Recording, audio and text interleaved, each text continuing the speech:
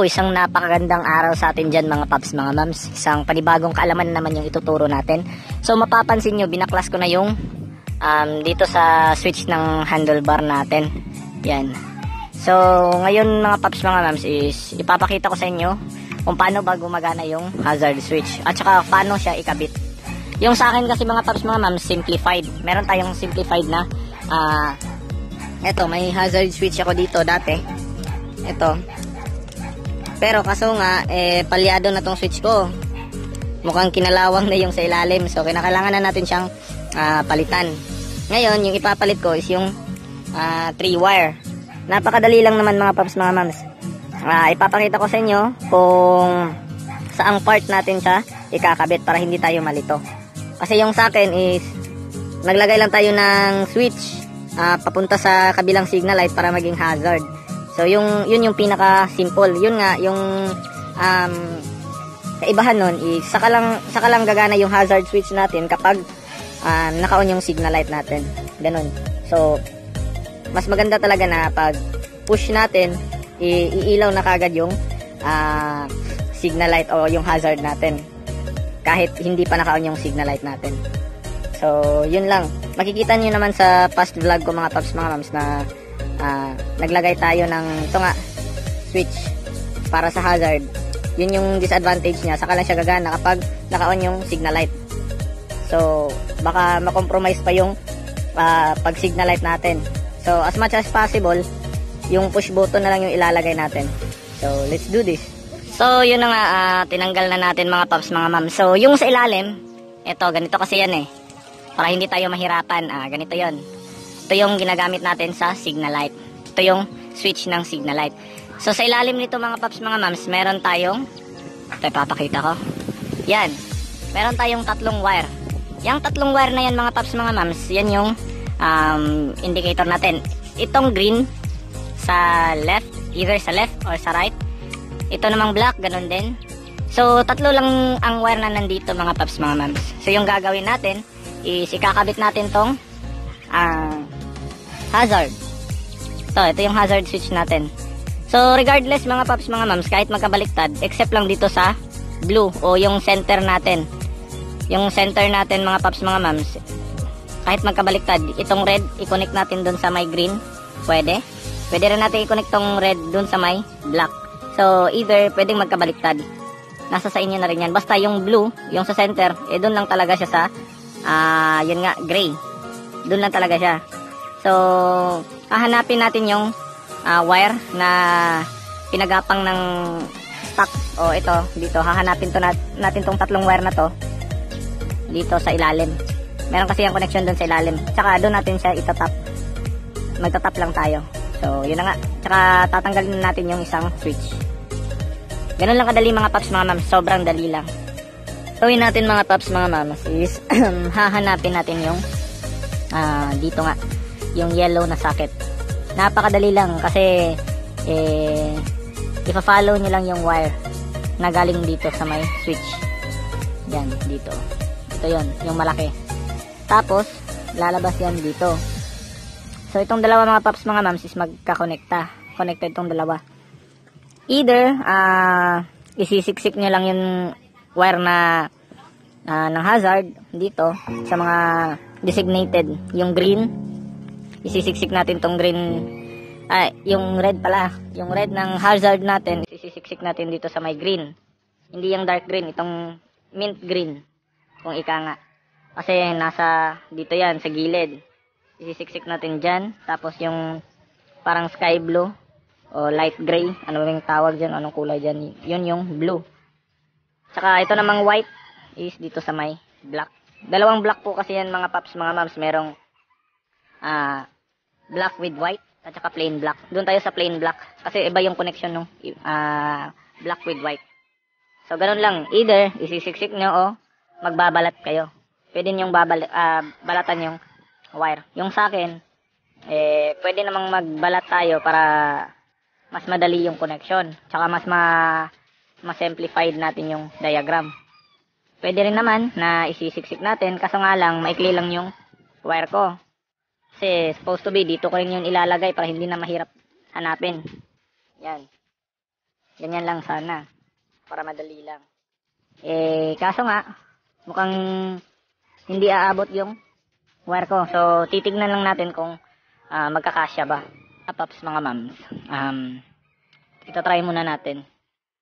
Merong mga possibilities kasi kapag ganito yung gagawin natin. Tapos malaki yung wire na naka-expose. Pwede kasing magkadikit yung mga wire dito. So, magkakos ng short circuit. So, yun nga.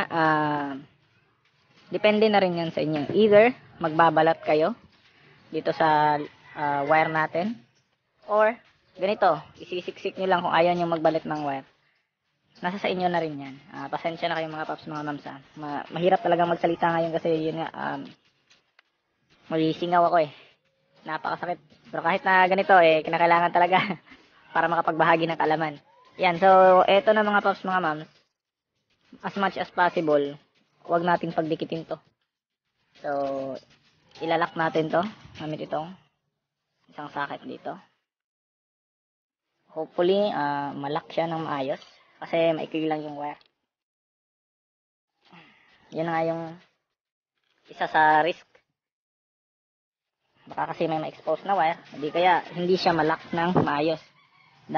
Kadahilanan na rin sa masikip.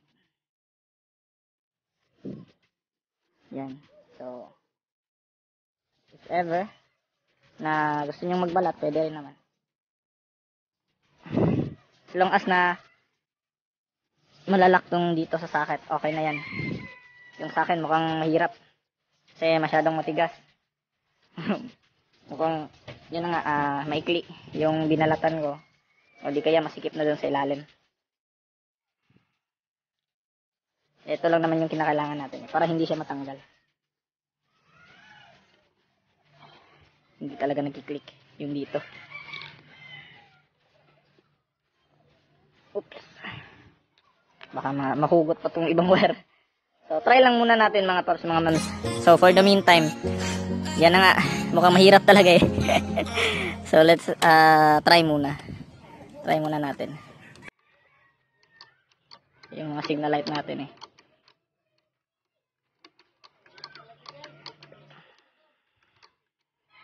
So,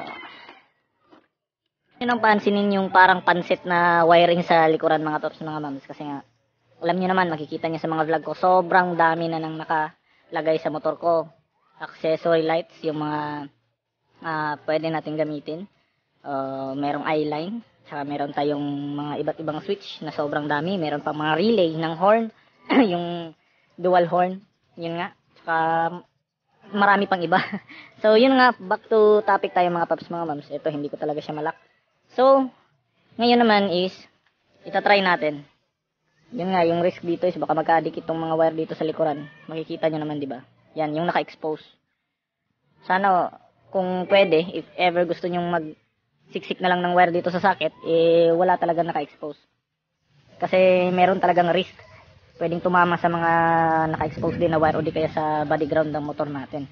So, yung sa akin naman, ito nga, kanina pa ako naglalak dito, ayaw pang malak. Yan, sa wakas. Mukhang nagamit na natin yung lakas natin. So, yun na. Wala nang naka-expose, guys. So, ngayon naman, yung moment of truth. Ipapakita na natin yun kung gumagana nga ba. So, sure naman talaga ako na gumagana to kasi napakadali lang naman ang diagram. So, yun na nga. Try natin yung signal light. So, temporary lang muna to mga paps, mga mams ha. Yan. Yan, ilagay natin dyan. Yan. So, signal light muna tayo. Gumagana. Gumagana rin. So, i-off natin. I-try natin i-on yung bagong hazard natin. So, yan. Pindutin lang natin to. Yun. Gumagana. Sa likuran. Same din. So, ganun lang kadali mga paps, mga mams. Talagang hindi mahirap yung paglalagay ng hazard switch sa motor natin. Nasa sa inyo na rin yan. If ever gusto nyong yung first na in-upload natin, pwede na rin. So, yung sa akin, na-compromise kasi mukhang tumatagal na kasi yung switch ko, tsaka nasira na rin. ganito na lang yung lalagay natin para meron tayong hazard. So, yun na nga. Ibabalik na natin yung motor natin sa dati kasi tinanggal natin yung mga iba't ibang bolts. So, eto mga paps, mga mams, isa na rin to sa bonus tip natin din sa mga ka-rider natin. So, yung dito mga paps, mga mams is, yun na nga, eto, kapag masyadong mahigpit yung pagkakaskrew natin dito sa tatlong to, may possibility na, ito, mag-stack up yung horn natin. So, hindi siya bubusina. Kasi nga, naka-stack up. So, wag na wag natin siyang ididiin pababa. Kasi, yun na nga, nag-stack up. Tsaka, itong may parang plastic na napapagitnaan tong switch natin dito. Normal lang talaga yan. Diyan kasi nagsisit in yung pagkatapos natin mag-signalize sa left, babalik yan. Sa right, babalik din yan. Kapag papatay natin, press lang natin, tsaka babalik din yan. So, wag na nating masyadong higpitan. Yung tamang-tama lang. So, yun lang. Tsaka, napakadali lang naman talaga ng pagkakabit ng hazard sa Raider 150 na carb. So, yun na nga mga paps, mga mams. Ganun lang kasimple. So, wag na wag nating kakalimutan na palaging mag-ingat sa daan. Katulad kanina, habang binabaybay ko yung daan papuntang Bulwa. So, merong sumagi sa motor natin. So, yun nga, hit and run. Hit and run yung ginawa niya. So, okay lang naman. Thanks God, konting gas-gas lang naman sa motor yung tinamo natin. Tsaka, hindi naman tayo na paano. Hopefully, mag-careful lang tayo sa pagmamaneho. Tsaka, salamat nga pala sa mga ka-rider natin dyan na tumulong kanina. Tsaka, yun nga, hindi ko na to papatagalin pa kasi mukhang mahaba-haba na rin yung video natin. Shout out nga pala sa lahat ng mga andito sa Cagayan de Oro. Tsaka sa lahat ng mga nanonood dyan, ayan, shout out sa inyo guys. Tsaka bagong yung mga gustong magpapa-shout out nga dyan, mag-comment down below lang kayo dito. Tsaka pasensya na kayo sa pananalita ko ngayon, mukhang bulol dahil na rin sa yun nga, singaw. Yun nga, ride safe guys. Tsaka ride safe, stay safe. You know